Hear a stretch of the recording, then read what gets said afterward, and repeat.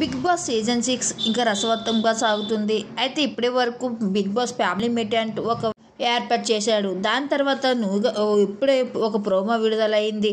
ఆ ప్రోమో కనుక ఒకసారి చూసుకున్నట్లయితే బిగ్ బాస్ ఒక టాస్క్ని ఏర్పాటు చేశారు. ఆ టాస్క్ ఏంటంటే ఇంకా రౌండ్ సర్కిల్ గీసి సర్కిల్ మధ్యలో ఒక బాల్ ఉంచుతారు. ఆ సర్కిల్ బయట అందరు కంటెస్టెంట్స్ అందరూ ఉండవలసి ఉంటుంది.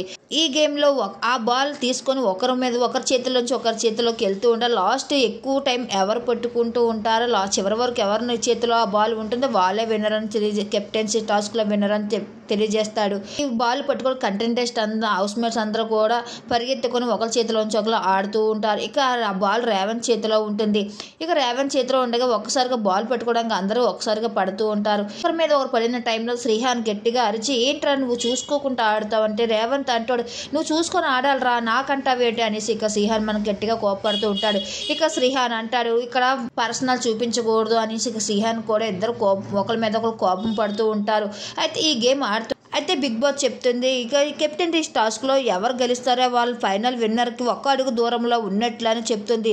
అయితే ఈ బాల్ పట్టుకుని ఆదిరెడ్డి గట్టిగా ఆడుస్తారు. అయితే ఏం జరిగిందని తర్వాత ఎపిసోడ్లో చూద్దాం.